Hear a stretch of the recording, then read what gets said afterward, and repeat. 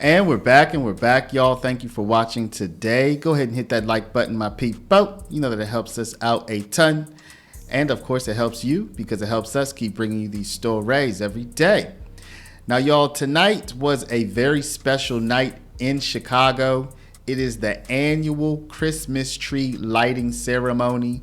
Thousands and thousands of people were out to watch and to take in the sights, the sounds, the smells of this great American city.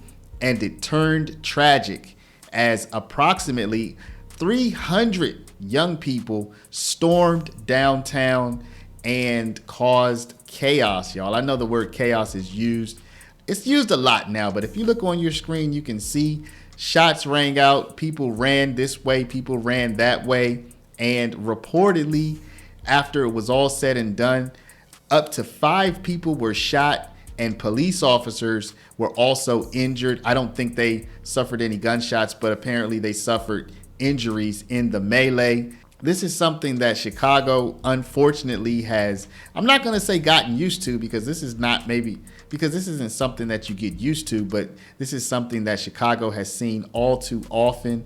We're going to go ahead and bring you the full story here. The reports have come in, the witnesses have spoken, and so we're going to go ahead and hop right into it. You're going to see a report, not live, but just after the events happened, with the news on the scene and describing what happened, including some immediate reaction from local Chicagoans and lawmakers, y'all. And all of this after your boy, the illustrious sub 10% approval rating mayor of Chicago, Brandon Johnson, had what many people would consider a very underwhelming response to someone being set on fire. Someone being set on fire a couple of days ago on the Chicago Metro train, calling it an isolated incident after people have been shot on the train many times, and all kinds of terrible things have happened to people on the trains, being shot, being assaulted, so on and so forth, y'all. So without further ado, y'all, let's go ahead and hop into it. But before we do, y'all, we are launching our official Patreon.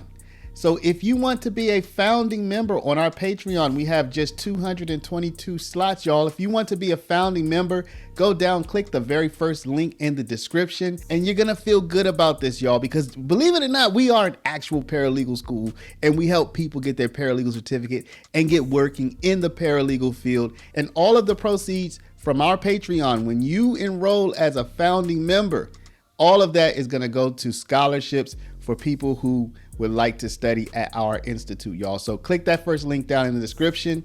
Join us as a founding member, y'all. This deal will not come back. Now let's get into the story.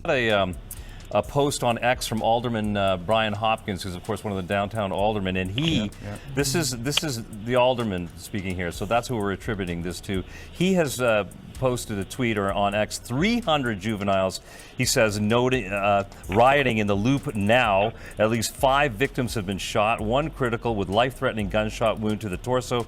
Multiple police officers attacked and injured with mace and stun guns. At least 1 police officer has been hospitalized. That's according to downtown Alderman Brian Hopkins, who has been very vocal, Rob and Cheryl and Trey, about the need to have new rules of engagement for the Chicago police in terms of how they can deal with youth and how they can deal with large gatherings of youth that happen, as Cheryl, as you say, when the weather gets nice. And it became quite a political story not just a few months ago. Brian Hopkins, one of the big advocates for allowing the police to have much more flexible rules, ability to declare a riot, declare an unpeaceful situation, and to clear people out. So these numbers that he's talking about are a lot bigger than we had heard earlier before. He's saying 5 people injured, shot, I should say, at least 1 with life-threatening wounds. And there was always that conversation about the curfew between the mayor and the superintendent and the alderman, and that discussion was a constant discussion, and I'm sure this will become a very much needed topic once again. If he says he saw or he's getting information that 300 young people, and at 9:45 tonight, and I went to Rob's office, I went out into the newsroom and I said, you guys, something is happening downtown, not sure if it's a teen takeover, and everybody started researching on their phone to see if they had any information, if there was some kind of meetup. because it started to get violent, and then 5 minutes later, that's when the gunshots were fired. And we saw these teen takeovers over the summer. They dissipated over the fall. Now we want to play an audio clip. None of us have heard this. Ravi, Cheryl, and me have been here with breaking news coverage, but I'm told this is the moment the gunshots rang out. Let's watch and listen.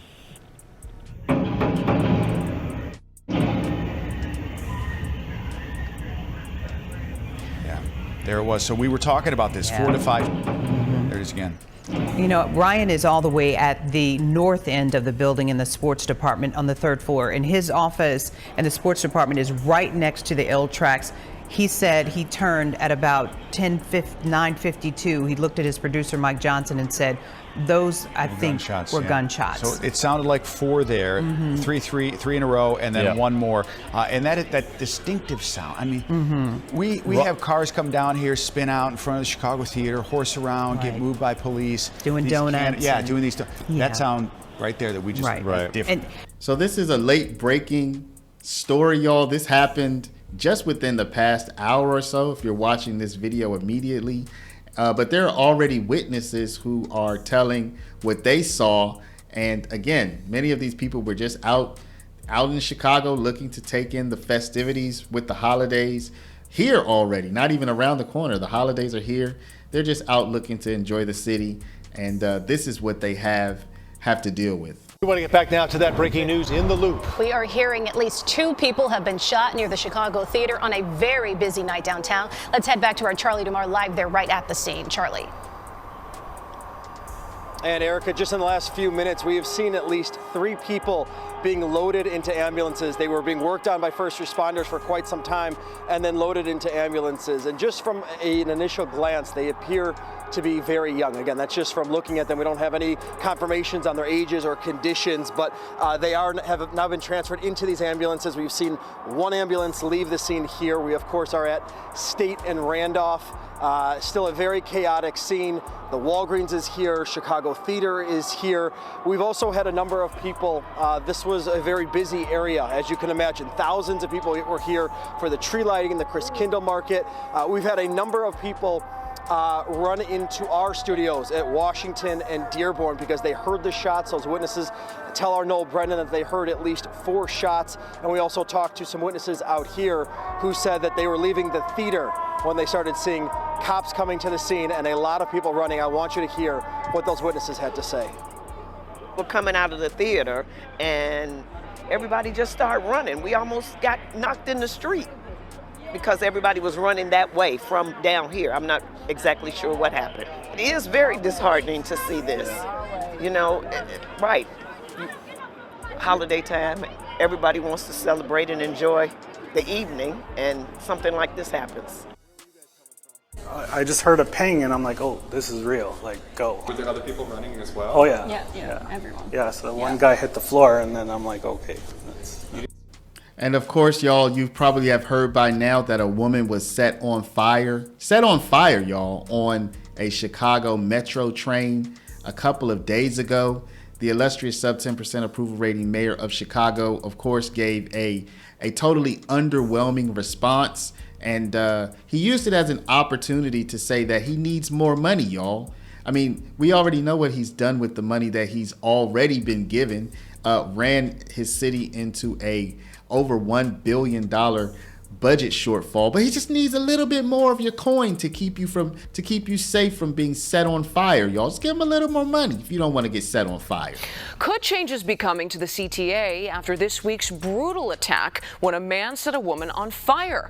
Our Sarah Monkey took your safety concerns to Mayor Brandon Johnson. She's live in the newsroom with what she heard from him. Sarah? Right, Marie, the mayor tells me that safety is his top priority, eyeing state funding from Springfield as a potential solution. That money is supposed to come through in a year. The mayor now asking the state to expedite that process. This is an absolute failure of our criminal justice as well as our mental health institutions. Speaking one day after federal authorities charged Lawrence Reed with a terroristic attack on mass transit, Mayor Brandon Johnson said they are eyeing changes to address housing and mental health. How will you specifically be? That when we ask for specifics, he stopped short of committing to more visible police on the CTA. and fewer unhoused users writing for short-term shelter. I think it's too early to speculate like what that absolutely looks like. But again, the funding from Springfield is the most important thing. Without that funding, then none of this will be visibilized. Lawrence Reed has a long criminal history, including about 50 arrests over the past 3 decades. We showed you this summer how the CTA bans passengers from their property, circulating a bulletin with their photo and details, information that is shared with CTA employees, contracted security firms, and Chicago police. But CTA employees tell us they never took such actions against Reed, who did previously plead guilty in January 2020 to breaking the windows on an O'Hare Blue Line train and was sentenced to 2 years probation for that crime. Reed was also the suspect in an active aggravated battery case from August, accused of hitting a social worker at McNeil Psychiatric Hospital. A judge ordered him onto electronic monitoring, though her handwritten notes don't show why she made that decision.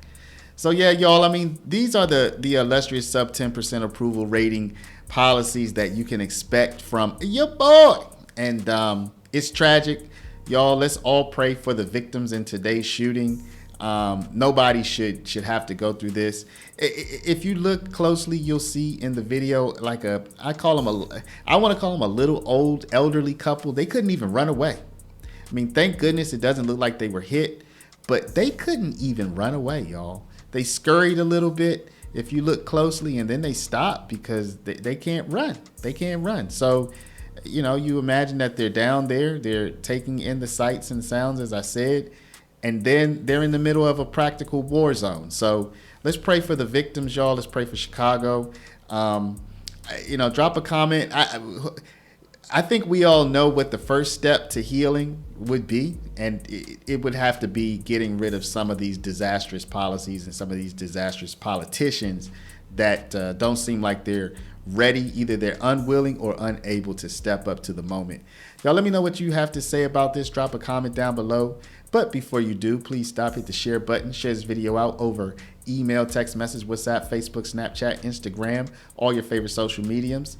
And of course, if you're not a subscriber, please do subscribe. Y'all check out our Patreon. It's the first link down in the description. We want to thank y'all for watching. Thank y'all for all of your support. Love y'all. Stay safe out there. And we'll see you back in the next one.